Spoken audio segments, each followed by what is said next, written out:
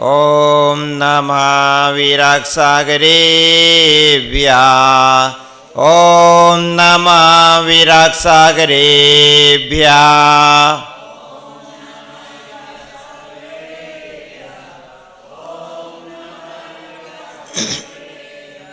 नमः श्रीवर्धमानाय निर्धूतकलिलात्मने सालोकानां त्रिलोकानां यद्विद्यादर्पणायते यद्विद्यादर्पणायते। गुरु अरहत गुरु सिद्ध गुरुराचार्य पाठिका गुरु साक्षात् परम साधु तस्मै श्री गुरवे नमः। तस्मै श्री विराग गुरवे नमः। तस्मै श्री विराग गुरवे नमः। अनंतानंद सद परमेष्टि भगवान की, देवादिदेव 1008 श्री पार्श्वनाथ भगवान की, देवादिदेव 1008 श्री श्रीमंदर स्वामी भगवान की, परम पूज्य आचार्य समंत्रवद्ध स्वामी की, परम पूज्य वात्सल रत्नाकराचार्य श्री विमल साजी महाराज की, परम पूज्य तपस्वी सम्राट आचार्य श्री सन्मति साजी महाराज की, परम पूज्य राष्ट्रचंद भारत गौरव गणाचार्य गुरुदेव सर श्री विराग साजी मौनी राज की, परम पूज्य आचार्य श्री विशुद्ध साजी मौनी राज की, अहिंसामयी विश्व धर्म की, परम पूज्य 108 गणधर श्री विवर्धन सागर जी महाराज की जय। प्रवर्तक परम पूज्य 108 श्री विश्वनायक सागर जी महाराज की जय। मुनि संघ की, मुनि संघ की, मुनि संघ की, मुनि संघ की। सबकी आवाज नहीं आ रही, एक बार मुनि संघ की। भवबंधु परम पूज्य आचार्य भगवान समंतवद्ध स्वामी रत्नखंड श्रावकाचार ग्रंथ में श्रावकों के आचार का वर्णन कर रहे हैं कि श्रावकों का आचार किस प्रकार से होना चाहिए। सर्वप्रथम परम पूज्य गुरुदेव गणाचार्य स्वामी विराग साजी महाराज को स्मरण करते उनके चरणों में नमन वंदन करते हैं। आचार्य समंतवद्ध स्वामी ने कल बतलाया था कि सम्यक दृष्टि जीव भय से, आशा, स्नेह आदि एवं लोभ आदि के वशीभूत होकर के कुदेव को गुरु एवं कुशास्त्रों को नमस्कार प्रणाम विनय आदि नहीं करता है। 31वें नंबर की गाथा में आचार्य भगवान बतला रहे हैं कि मोक्ष मार्ग में सम्यक दर्शन की प्रधानता होती है। यूं तो आचार्य भगवान उमास्वामी महामुनि राज ने जहाँ तत्वार्थ सूत्र में मोक्ष मार्ग का कथन किया तो आचार्य उमास्वामी महाराज ने लिखा सम्यक दर्शन ज्ञान चारित्राणि मोक्ष मार्गाः। सम्यक दर्शन, सम्यक ज्ञान और सम्यक चारित्र, इन तीनों की एकता ही मोक्ष मार्ग है। अकेला सम्यक दर्शन मोक्ष मार्ग नहीं है, अकेला सम्यक ज्ञान मोक्ष मार्ग नहीं है, अकेला सम्यक चारित्र भी मोक्ष मार्ग नहीं है। सम्यक दर्शन, सम्यक ज्ञान भी मोक्ष मार्ग नहीं है, ये दो भी मोक्ष मार्ग नहीं है। सम्यक दर्शन, सम्यक चारित्र, ये दो भी मोक्ष मार्ग नहीं है। सम्यक ज्ञान, सम्यक चारित्र, ये दो भी मोक्ष मार्ग नहीं है। इस प्रकार से आचार्य भगवान बतलाते हैं कि सम्यक दर्शन, सम्यक ज्ञान, सम्यक चारित्र, इन तीनों की एकता ही मोक्ष मार्ग है। कोई एक अथवा कोई दो अकेली मोक्ष मार्ग नहीं है। तीनों ही जहाँ मिलते हैं वहाँ पर तीनों ही मिलकर के मोक्ष मार्ग होता है। लेकिन फिर भी आचार्य समंतवद्ध स्वामी ने रत्नखंड श्रावकाचार ग्रंथ में यहाँ पर आचार्य भगवान बतला रहे हैं कि उन्होंने 31वें नंबर की गाथा में श्लोक में कहा है दर्शनम ज्ञान चारित्र साधि मानमुपाश्नुते दर्शनम कर्णधारम तन मोक्ष मार्गे प्रचक्षते। तो यहाँ पर आचार्य भगवान ने कहा है कि दर्शन ज्ञान चारित्रात् साधिमान मुपाश्नुते। सम्यक दर्शन, सम्यक ज्ञान, सम्यक चारित्र, इन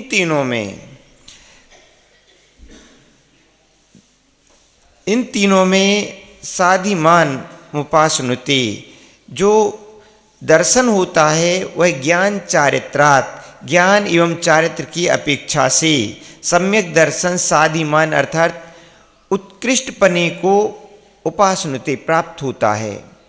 दर्शनम कर्णधारम, और दर्शन कैसा है? कर्णधारम तन मोक्ष मार्गे प्रचक्षते, मोक्ष मार्ग में सम्यक दर्शन के लिए कर्णधार अर्थात खेवटिया के समान कहा गया है। जिस प्रकार से खेवटिया होता है, खेवटिया के बिना नाव आगे नहीं बढ़ पाती, खेवटिया नदी से पार कराने में सहायक होता है, उसी प्रकार से सम्यक दर्शन भी हमारे लिए इस संसार सागर से पार कराने में सक्षम होता है। सम्यक दर्शन के साथ में ही, सम्यक दर्शन ही एक ऐसा होता है कि जिसके माध्यम से हम इस धर्म की सीढ़ी को पर क्रमशः चढ़ना प्रारंभ करते हैं। सम्यक दर्शन वह धर्म की प्रथम पायरी कहा गया है। सम्यक दर्शन के बिना वह सीढ़ी प्रारंभ ही नहीं होती है। एक व्यक्ति यदि सम्यक दर्शन नहीं है जिस व्यक्ति के लिए, तो वह व्यक्ति निरंतर दुख को ही प्राप्त होता है। और जो व्यक्ति सम्यक दर्शन से सहित है तो वह मिथ्या दृष्टि जीव की अपेक्षा सुखी होता है। यह दोनों में अंतर होता है कि सम्यक दर्शन के कारण से वह स्थिति हो सकता है जिस प्रकार से मिथ्या दृष्टि की स्थिति उसी प्रकार से सम्यक दृष्टि की स्थिति हो। अपितु ऐसा भी कहें, मिथ्या दृष्टि जीव हो सकता है बहुत उसके पास में रुपया पैसा है, धन संपदा है, सभी अनुकूलताएं हैं। सम्यक दृष्टि जीव हो सकता है पूर्व पाप कर्म का ऐसा उदय चल रहा है कि गरीब अवस्था है, उसके लिए धन आदि की उतनी अनुकूलताएं नहीं है, लेकिन फिर भी यह सब परिस्थिति होने पर भी सम्यक दृष्टि जीव सुखी होगा। किसकी अपेक्षा? मिथ्या दृष्टि की अपेक्षा। क्यों? सम्यक दृष्टि का जीव का चिंतन होता है, वह चिंतन उसके लिए दुखी नहीं होने देता है, जबकि मिथ्या दृष्टि जीव अपने विपरीत चिंतन के कारण से निरंतर किसी भी अवस्था में रहता है, धन संपदा भी हो, सब कुछ हो, लेकिन अपने चिंतन के कारण से दुखी रहता है। सम्यक दृष्टि जीव, उसके पास में ज़्यादा पैसा नहीं है लेकिन चिंतन कर रहा है। क्या चिंतन कर रहा है? जैसा हमारा कर्म का उदय होगा वैसा ही तो हमारे लिए प्राप्त होगा। पूर्व में हमने ऐसे कोई पाप किए होंगे, पाप कर्म किए होंगे, जिसके कारण से अभी मैं कोई भी कार्य करता हूँ, बिजनेस करता हूँ तो सफलता नहीं मिलती है, सर्विस करता हूँ तो सफलता नहीं मिलती है। इसी प्रकार की मेरी स्थितियाँ बनी रहती हैं, दरिद्रता ही बनी रहती है। क्या हो गया? चिंतन। किसका चिंतन? सम्यक दृष्टि का चिंतन। उसने चिंतन करके अपने मन में क्या कर ली? समता धारण कर ली। अब उसकी समता के कारण से वह दुखी नहीं हो रहा है, जबकि मिथ्या दृष्टि जीव अच्छा बिजनेस हो रहा है, अच्छा चल रहा है, सब कुछ हो रहा है, लेकिन सब कुछ होने पर भी दिन में 10,000 रुपये की कमाई हो रही है, फिर भी उसके लिए दुख है। किस बात का? जो हमारे सामने जो दुकान है उसकी प्रतिदिन हमसे कमाई क्यों हो रही है? सम्यक दृष्टि उसमें दुखी है।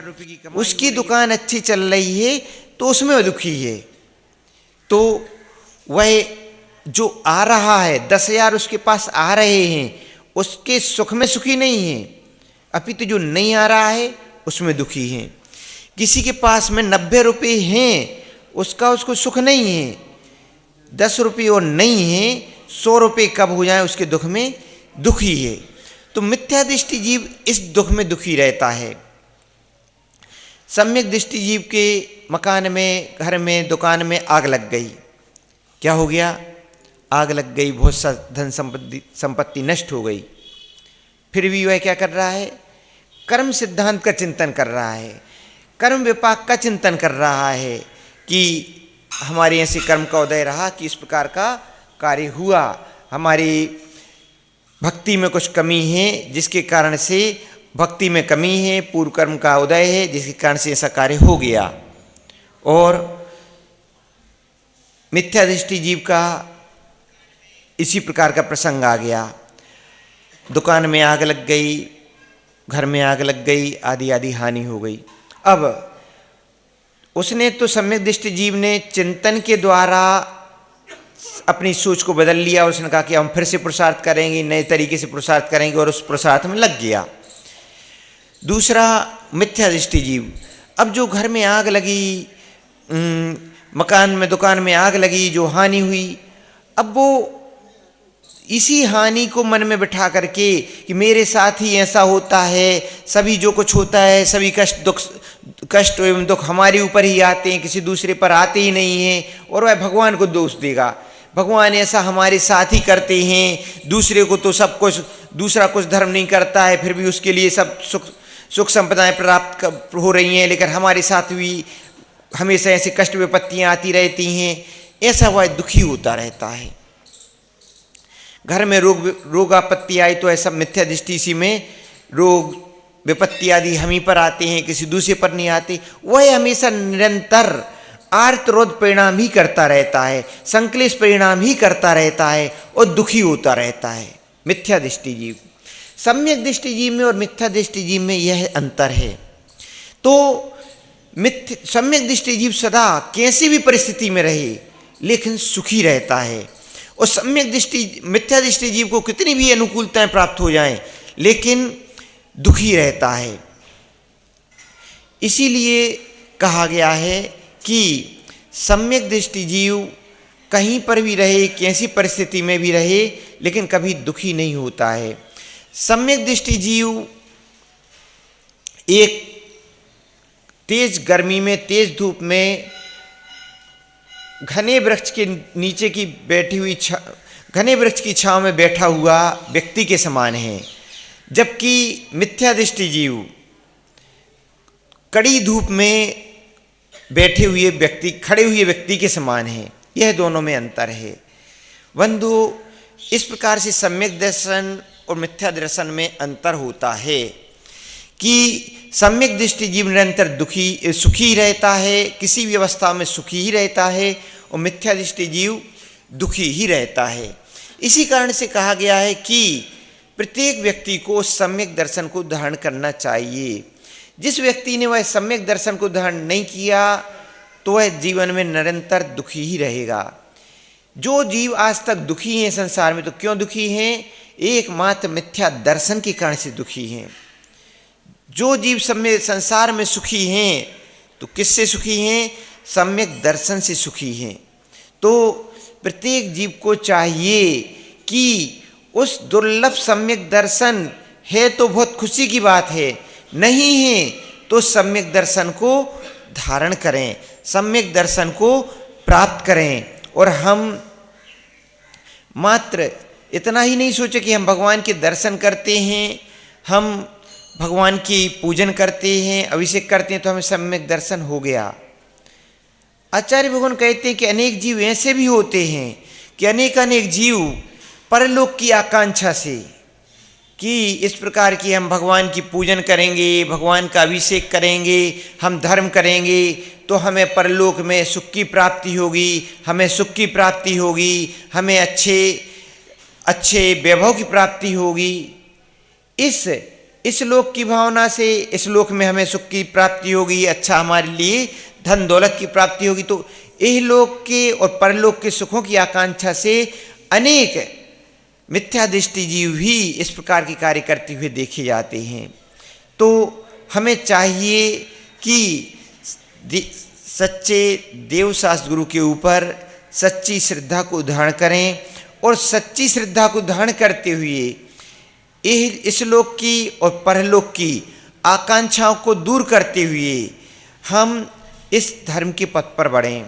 जो सम्यक दर्शन के 8 अंग कहे गए हैं। नैसंकितंग, नैकांक्षितंग, निर्विचिकित्सांग, अमूढ़ दृष्टि, उपगूहन, स्थितीकरण, वात्सल्य एवं प्रभावना, जो ये 8 अंग सम्यक दर्शन के कहे गए हैं, इन 8 अंगों को धारण करते हुए उस सम्यक दर्शन के पथ पर बढ़ें। जहाँ पर यह 8 अंग रहेंगे वहाँ पर हमारा सम्यक दर्शन सभी प्रकार के अतिचारों से रहित रहेगा। सम्यक दर्शन के भी 5 अतिचार कहे गए। तत्वार्थ सूत्र के 7वें अध्याय में उन 5 अतिचारों का आचार्य भगवान ने वर्णन किया। शंका, कांक्षा, विचिकित्सा, अन्य दृष्टि प्रशंसा, अंत दृष्टि संस्तवन, ये 5 अतिचार कहे। इन 5 अतिचारों से रहित होकर के सम्यक दर्शन के जो 25 मलदोष कहे गए हैं, सम्यक दर्शन के 25 मलदोष कौन से कहे गए हैं? 8 संकादि दोष, 8 मद, 6 अनायतन और 3 मूर्ता, ये 25 मलदोष कहे गए। इन 25 मलदोष से रहित होकर के सम्यक दर्शन को धारण करना चाहिए। इस 25 दोषों से रहित सच्चे देव, सच्चे सास, सच्चे गुरु पर अपनी श्रद्धा होनी चाहिए। 7 तत्वों पर 25 मलदोष से रहित श्रद्धा होनी चाहिए। 6 द्रव्य, जीव, पुद्गल, धर्म, अधर्म, आकाश, काल, इन पर हमारी 25 मलदोष से रहित श्रद्धा होनी चाहिए। 9 पदार्थों पर भी इसी प्रकार की श्रद्धा होनी चाहिए। तब हमारा यह सम्यक दर्शन सार्थक और सफल हो पाएगा। बंधु, कितने बड़ी समाज होती है, कितने अपने जैन धर्म को मानने वाले भी होते हैं। पिड़ावा में कितने घर हैं? 400 घर हैं। 400 घर में से एक घर में 4 सदस्य माने तो 400 के 1600 लोग पिड़ावा में हैं। लेकिन वे सम्यक दर्शन को धारण करने वाले मुट्ठी भर लोग ही होते हैं। सभी के भाव नहीं बन पाते हैं। सभी के भाव उन सच्चे देवशास्त्र गुरु के प्रति श्रद्धा, आराधना, भक्ति के नहीं हो पाते हैं। अनेक लोग, इतनी भक्ति पड़ावा में है, सब कुछ है, लेकिन इसमें फिर भी अनेक लोग ऐसे निकलेंगे जो मंदिर के दर्शन ही नहीं करते होंगे। काफ़ी लोग इसमें ऐसे निकल आएंगे। तो इतना सब कुछ होते हुए भी, जैन धर्म प्राप्त होते हुए भी, जैन धर्म में जन्म होकर के लेकर के भी जैन धर्म के अंदर जो छुपा हुआ जो महान धर्म है, सम्यक दर्शन है, उसको सभी नहीं जान पाते। इसीलिए कहा गया है कि जिन्होंने जैन धर्म को जाना है, समझा है, जो उसकी निकटता में आए हैं, जिनके ऐसे भाव हुए हैं कि हम मंदिर जाएं, हम वहाँ पर ग्रंथों का स्वाध्याय करें, धर्म को समझने का प्रयास करें, वहाँ हम त्यागियों की, मुनिराजों की वाणी को सुने, स्वास्थ्य का स्वाध्याय सुने, जैसी इस प्रकार की जिनकी बुद्धि हुई है, इस प्रकार के जिनके विचार उत्पन्न हुए हैं, वह बहुत पुण्यशाली जीव हैं। पुण्यशाली जीव के ही इस प्रकार के भाव होते हैं कि जिनेंद्र भगवान की उस वाणी को श्रवण करें, और जिनेंद्र भगवान की उस वाणी को श्रवण करके हम सम्यक दर्शन की गहराई को जानने का, समझने का प्रयास करें। आप विचार करो कि आचार्य समंतवत स्वामी ने सम्यक दर्शन, सम्यक ज्ञान, सम्यक चारित्र की गहरी विवक्षा की, और उस विवक्षा में सम्यक दर्शन का बहुत अधिक श्लोक, सबसे अधिक श्लोक किस पर लिखे? सम्यक दर्शन महिमा में ही लिखे। सम्यक दर्शन की विवक्षा में भी सबसे अधिक श्लोक लिखे। आचार्य भगवान का यह पूरा जो प्रथम अध्याय है, प्रथम अध्याय में जो सम्यक दर्शन की उन्होंने विवक्षा की, प्रथम अध्याय की विवक्षा में इस 41 श्लोक लिखे। मात्र सम्यक दर्शन की विवक्षा में कितने श्लोक हो गए? 41 श्लोक हो गए, और जिसमें से सम्यक दर्शन की महिमा में ही अनेक श्लोक आचार्य भगवान ने लिखे। लगभग यहाँ से लगभग 25-26वें नंबर के श्लोक से सम्यक दर्शन के विषय में आचार्य की महिमा के विषय में कथन करना प्रारंभ किया और 41वें श्लोक तक सम्यक दर्शन की महिमा का ही कथन किया। तो ऐसी सम्यक दर्शन की बंधु महिमा होती है, हम उस सम्यक दर्शन की महिमा को समझें। आचार्य भगवान ने इस प्रकार से 31वें नंबर की इस कारिका में यही कहा है कि दर्शनम कर्णधारम, सम्यक दर्शन, सम्यक ज्ञान, सम्यक चारित्र, इन तीनों में सम्यक दर्शन क्या है? सम्यक दर्शन कर्णधारम, कर्णधार है, खेवटिया के समान है, जो कि हमारे लिए इस खेवटिया नदी से नाव को पार करा देता है। यह सम्यक दर्शन भी इस संसार सागर से हमारे लिए पार कराने में हेतु है, सहायक है। यह ऐसी सम्यक दर्शन की महिमा होती है। हमें कभी यह नहीं समझना चाहिए कि परिवार में कोई एक सदस्य धर्म कर रहा है तो परिवार के सभी सदस्यों का धर्म हो रहा है। नहीं, एक सदस्य धर्म कर रहा है तो एक सदस्य ने सम्यक दर्शन को धारण किया तो यह सम्यक दर्शन उसी के ही साथ है, परिवार के दूसरे सदस्यों के साथ में यह सम्यक दर्शन नहीं है। दूसरे व्यक्तियों को यदि सम्यक दर्शन धारण करना है तो उन्हें भी उसी गहराई से धर्म के समीप आना पड़ेगा, धर्म के निकट आना पड़ेगा, तब वह सम्यक दर्शन को धारण कर सकेंगे। घर में जो भी पिता हैं वह यदि धर्म करते हैं, वह यदि अच्छे से धर्म करते हुए धर्म के पथ पर बढ़ रहे हैं तो जानना चाहिए कि वह इस सम्यक दर्शन के पथ पर अग्रसर हैं। लेकिन फिर शेष सभी के लिए नहीं समझना चाहिए कि अभी वह सम्यक दर्शन के पथ पर अग्रसर हैं। इस कारण से चाहिए, उन पिता को भी चाहिए कि जो परिवार के सदस्य सम्यक दर्शन से दूर हैं उन्हें हम कैसे सम्यक दर्शन के निकट लाएं। परिवार की जो माँ हैं वो जो देख रही हैं कि कौन, लगभग जो परिवार में धार्मिक व्यक्ति होता है वह जानता है कि परिवार के जो हमारे सदस्य हैं उसमें कैसी किसकी स्थिति है। तो हमें चाहिए कि सभी को सम्यक दर्शन के निकट लाने का प्रयास करें, सम्यक दर्शन से जोड़ने का प्रयास करें। न जाने कितने भव्य जीव होते हैं। शास्त्रों को जब पढ़ें, प्रथमायुग के ग्रंथों को पढ़ें तो ऐसे ऐसे अपने लिए दृष्टांत मिलते हैं कि ना जाने किन किन जीवों ने किन किन को संभालने का प्रयास किया। अब सीता का जीव 16वें स्वर्ग में है, लेकिन सीता के जीव का देखिए कि पूर्व भाव का किस प्रकार का नियोग। पूर्व भाव में वहाँ पर सीता का जीव राम के साथ रहा, लक्ष्मण के साथ रहा, रावण के साथ भी योग बना।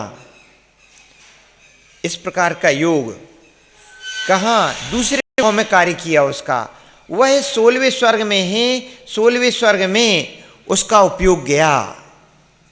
वहाँ पर वह कौन है? अच्युत इंद्र है। और वहाँ पर उसका उपयोग गया कि पूर्व भाव में मैं जिस पर्याय में था तो मैं सीता का जीव था और वहाँ पर राम भी थे, लक्ष्मण भी थे, और जिसमें से राम ने तो क्या कर लिया?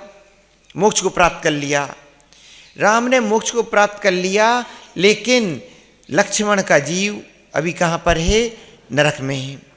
तो उसके भाव ये कि लक्ष्मण का जीव नरक में है तो मैं जाकर के उसके लिए संबोधन करूं। अब देखो, उसके पूर्व भाव को याद आया, और पूर्व भाव का याद आया तो वह लक्ष्मण के लिए नरक में वहाँ पर संबोधन के लिए गए, सीता का जीव गया, और वहाँ पर उसके लिए, लक्ष्मण के लिए धर्म का उपदेश देता है। और धर्म का उपदेश सुन करके लक्ष्मण उस समय बोध को प्राप्त होते हैं कि उस समय मैंने कई बार हमारे लिए इस प्रकार से धर्म का उपदेश दिया गया, लेकिन मैंने उस उपदेश को धारण नहीं किया, जिस कारण से हमारे लिए यहाँ पर इस गति को प्राप्त होना पड़ा। और उस समय वह सम्यक दर्शन को धारण करते हैं। उस समय वह सीता का जीव रावण के पास भी जाता है। सोचो किस प्रकार का, जिस रावण ने उसका हरण किया था वहाँ पर उसने उससे दुश्मनी का विषय में नहीं सोचा कि इसी रावण ने हमारे हरण किया था तो हम इसके लिए संबोधन ना करें। उसी नरक में रावण था तो उसके भाव क्या हुए? इस रावण के लिए भी हमें संबोधन करना चाहिए। रावण के जीव को भी संबोधन करने के लिए गया और वहाँ पर रावण के जीव ने भी उस सम्यक दर्शन के, उस उपदेश को पाकर के सम्यक दर्शन को धारण किया। और इस सम्यक दर्शन का प्रभाव आगे चल कर के लक्ष्मण का जीव भी तीर्थंकर होगा, रावण का जीव भी तीर्थंकर होगा और सीता का जीव रावण के समुसरण में गणधर होगा। इस प्रकार का योग नियोग देखिए आप। जब वह स्वर्ग से आकर के अपने पूर्व कुटुंबी जनों का स्मरण करके उनको संभालने के लिए प्रेरित हो सकता है, तो क्या हम अपने कुटुंब में रह रहे अपने परिजनों के लिए क्या संभालने का प्रयास नहीं करना चाहिए? अवश्य करना चाहिए कि हम कैसे इनको सम्यक दर्शन के मार्ग पर लगाएं, सम्यक दर्शन इनके अंदर उत्पन्न हो, सम्यक दर्शन के भाव इनके अंदर हों, ऐसी उनके लिए प्रेरणा करनी चाहिए। मात्र इतने में ही नहीं अपने लिए शांत बैठ जाना चाहिए कि हम तो इनके लिए बहुत बोलते हैं कि मंदिर जाया करो, मंदिर के दर्शन करना चाहिए, अभिषेक करना चाहिए, लेकिन मानते ही नहीं है। बंधु, सगर का पूर्व भाव का मित्र राजा चक्रवर्ती सगर, जो दूसरा चक्रवर्ती हुआ भरत के बाद सगर, तो उसका पूर्व भाव का मित्र था। पूर्व भाव का मित्र इस प्रकार का योग रहा कि उस समय जब दोनों उस पूर्व भाव में थे तो दोनों ने विचार किया और आपस में चर्चा कर रहे थे और एक दूसरे को कह रहे थे कि भैया अब इस भाव में के पश्चात में अगले भाव में जब भी हम जाएं तो ध्यान रखना, यदि मैं सम्यक दर्शन से च्युत हो जाऊं तो आप हमारे लिए संबोधन करने के लिए आ जाना। दूसरा भी उससे कहता है कि मैं यदि सम्यक दर्शन से च्युत हो जाऊं तो आप हमारे लिए संबोधन करने के लिए आ जाना। इस प्रकार का योग बना कि आगे चल कर के सगर का जीव, जो शायद देवपर्याय से यहाँ पर सगर का जीव हुआ और सगर का जीव हुआ चक्रवर्तित्व को प्राप्त हुआ। वहाँ पर जो उसका मित्र था और स्वर्ग में था, तो उसने देखा कि सगर का जीव यहाँ पर मनुष्य गति में उत्पन्न हुआ है। जब वह थोड़ा बड़ा हो गया तो उसके लिए संबोधन करने के लिए गया कि भोय चक्रवर्ती, तू तो वह भव्य जीव है कि तूने पूर्व में अनेक प्रकार से धर्म की साधना की थी और धर्म की साधना करके तूने इस प्रकार की साधना की थी कि उसके बल से तूने यहाँ पर स्वर्ग में जन्म लिया था। अब तुम पुनः उसी धर्म के मार्ग पर अग्रसित हो, पुनः मुनि दीक्षा लेकर के अपनी उस धर्म के मार्ग को प्रशस्त करो, ऐसा उसको उपदेश दिया। लेकिन सगर चक्रवर्ती को तो क्या दिख रहा था? अपनी 96,000 रानियाँ दिख रही थीं। उसने कहा कि हाँ हाँ, आप बहुत अच्छा उपदेश दे रहे हैं, हम विचार करेंगे, भविष्य में विचार करेंगे। इस प्रकार उसने उपदेश दिया, लेकिन उसके भाव दीक्षा धारण की, रत्नत्रय धारण करने के नहीं हुए।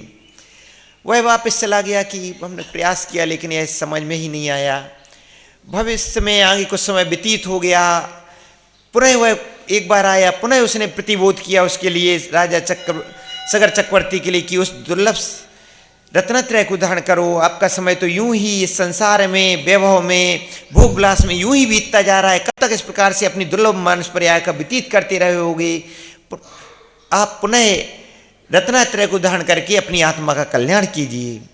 उस समय भी वह सगर चक्रवर्ती करता है कि हाँ हाँ, हम अवश्य इस प्रकार का हम विचार करेंगे, हम सोचेंगे, इस प्रकार की बात करके बात करता है तो पुनः वह निराश हो जाता है, पुनः स्वर्ग को वापस चला जाता है। कितना पुरुषार्थ देखो कि वह कितना पुरुषार्थ कर रहा है कि हमारा मित्र, जो पूर्व मित्र रहा है, यह दीक्षा धारण करके अपनी आत्मा का कल्याण कर ले। इस प्रकार से पुनः उसकी आयु बीतती जाती है। पुनः कुछ समय बीती गया, पुनः विचार करता है कि अब तो इसकी आयु निकलती जा रही है, अब क्या करें, कैसे इसको हम धर्म के मार्ग पर लगाएं। अब वह पुनः विचार करता है और विचार करते हुए सोचता है कि कई बार थ्योरी काम नहीं करती है, क्या काम कर, प्रैक्टिकल कुछ यह कार्य करना चाहिए कि यह मुनि दीक्षा को देकर अपनी आत्मा का करे। अब से कहें, हे माओ, आप भी बैठी हुई हो, अपने पुत्रों के लिए भी कुछ ऐसा उपदेश दो कि कहाँ संसार सागर में भटक रहे हो, कुछ ऐसा कार्य करो कि रत्नत्रय धारण करके दीक्षा लेकर के अपनी आत्मा कल्याण करो। दीक्षा